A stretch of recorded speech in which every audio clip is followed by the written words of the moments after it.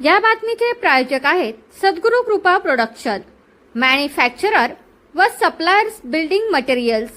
Mobile number 8237 100 900 व 83 088 19 982.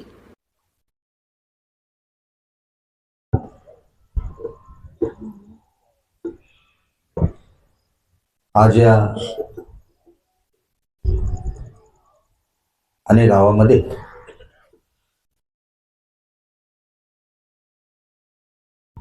Sant Nirankari mission तर्फे सुंदर असं भक्तिमय वातावरण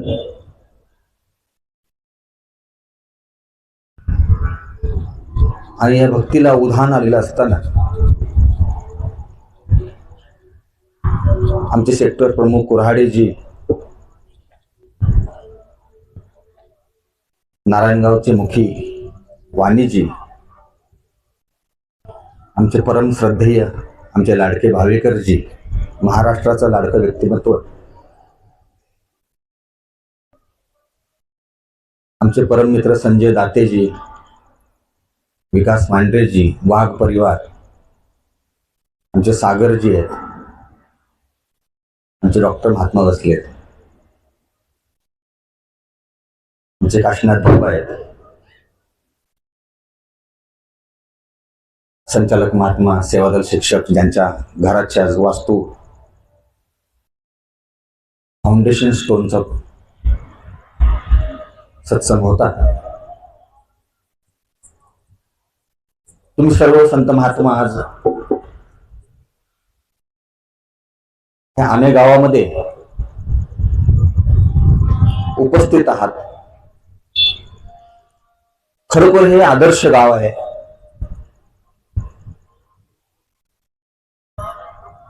इथे जे स्वामींचं मंदिर आहे, रंगनाथ स्वामींचं, ज्यावेळी ते बाहेरून महाराज आले, मारुतीच्या मंदिरामध्ये राहिले, त्याच्यानंतर ह्या गावामध्ये भक्तीचा प्रचार आणि प्रसार केला. त्या महाराजांच्यामुळे इथं भक्ती जिवंत आहे. वर्षातून इथं यात्रा होते 3 दिवस. प्रत्येक करगोट्याला 1.5 शेर पीठ याप्रमाणे भाकरी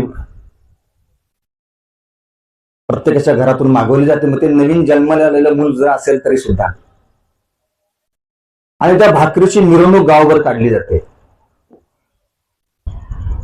वास्तविकरित्या भाकरी जर नसेल तर परमार्थ पण होत नाही. महाराज जर भाकरी नाही खाल्ली, भाकरीची मिरवणूक नाही केली, भाकरीची पूजा नाही केली तर तुमच्या अंगात त्राण राहणार नाही. आणि समर्थ रामदास स्वामी म्हणतात की प्रपंच सांडून परमार्थ करायला तेथे तुम्ही उपाशी राहाल, मग त्या करंट्यास परमार्थ कैसा. आणि त्या भाकरीला देव मानणार हे गाव आहे. अतिशय सुंदर गाव आहे. आणि ह्या गावामध्ये आमट्यानी भाकरी ही यात्रेमध्ये केली जाते. सेवाभाव इतका चांगला या गावाचा की त्या आमटीसाठी प्रत्येक जण सेवा करतो, हिरीनं सेवा करतो. महाराज 2032 पर्यंतची सेवा बुक आहे आमटीची. हा सेवाभाव जिवंत ह्या गावाने ठेवलेला आहे. आणि ते आमटे आणि भाकरी वाड्यासाठी शाळकरी मुलं असतात शाळेच्या वर्दीमध्ये.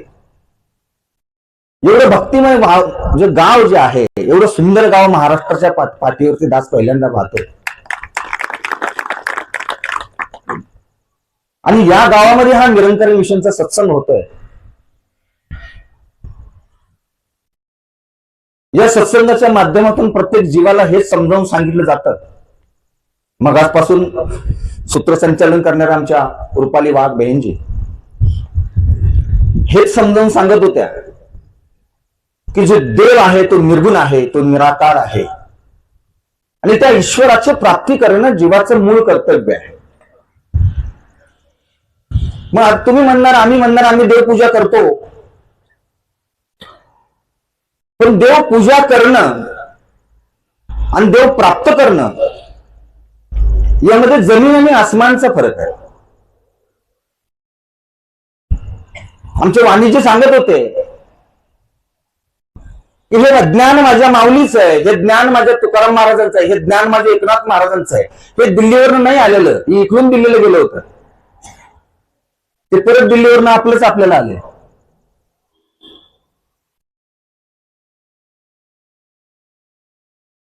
मग ज्या देवाची आपण भक्ती करतो त्या देवाची ओळख असणं गरजेचं आहे.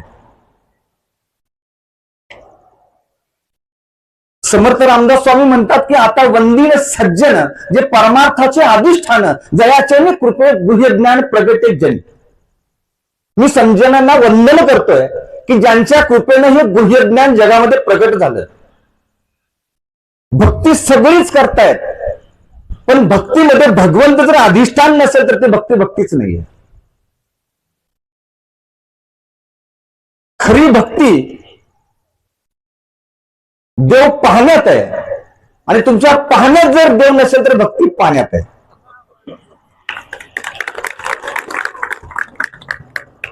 आणि तो देव पाहिला पाहिजे, तो दिसतो. समर्थ रामदास स्वामींनी सांगितल्याप्रमाणे दिसतो, संत तुकाराम महाराजांनी सांगितल्याप्रमाणे दिसतो, संत ज्ञानेश्वर महाराजांनी सांगितल्याप्रमाणे दिसतो. आम्ही संतांना मानतो पण संतांचं मानत नाही.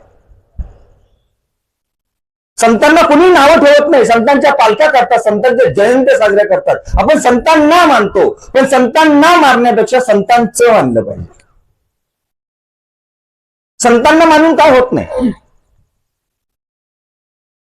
ज्या दिवशी आम्ही संतांचं मानू, आणि म्हणून नामदेव महाराज म्हणतात की नामा म्हणे ग्रंथश्रेष्ठ ज्ञानदेवी आणि एकत्री ओवी अनुभवावी.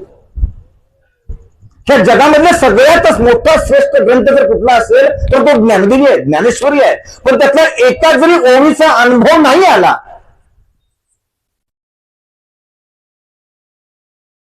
तर ती ज्ञानेश्वरी आम्हाला कळली नाही. माऊलीने एवढी छान लिहिली, पूजली पाहिजे, ते पूजनीय आहे, पण त्यात काय लिहिलंय त्याची अनुभूती असली पाहिजे.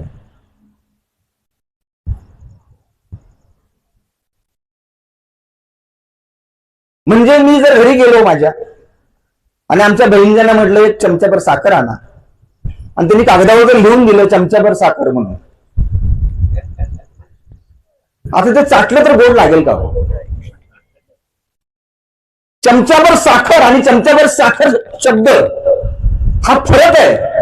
वास्तवात चमचाभर साखर मिळेल तेव्हा तोंड गोड होईल. तसं देवाचं वर्णन आणि देव फरक आहे, आणि वास्तवात ज्यावेळी देव आमच्या पदरात पडेल त्यावेळी जीवनाचं सार्थक होईल. आणि निरंकार मिशन तेच करतं,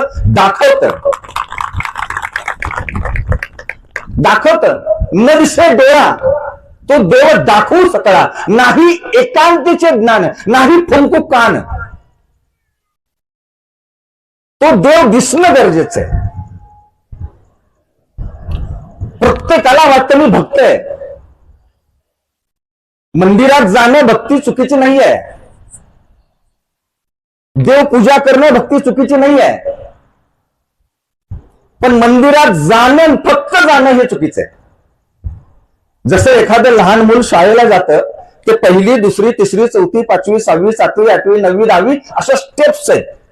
ते जर 10-20 वर्ष पहिलीतच राहिलं तर लोक म्हणतील तुमच्या जन्माला अर्थच नाही काय, तू किती वर्ष झाले पहिलीतच आहे. ते पहिलीची दुसरी आली पाहिजे, दुसरीची तिसरी आली पाहिजे, पहिली चुकीची नाही. तुमचा फ्लॅट, घर, बंगला, व्यापारी गाडे, दुकान, जागा, शेतजमीन, प्लॉट्स विकायचे आहेत का? विकायचे असतील तर आजच आमच्याशी संपर्क साधा. स्थावर मालमत्ता खरेदी विक्रीसाठी आंबेगाव तालुक्यातील विश्वसनीय नाव म्हणजे सीता प्रॉपर्टीज. आमची वैशिष्ट्ये: जलद व्यवहार, तुमच्या प्रॉपर्टीजची योग्य किंमत, मालक व ग्राहक यांच्यात समोरासमोर पारदर्शक व्यवहार. आमचा संपर्क 7972 82 24 33 व 80 10 25 09 54.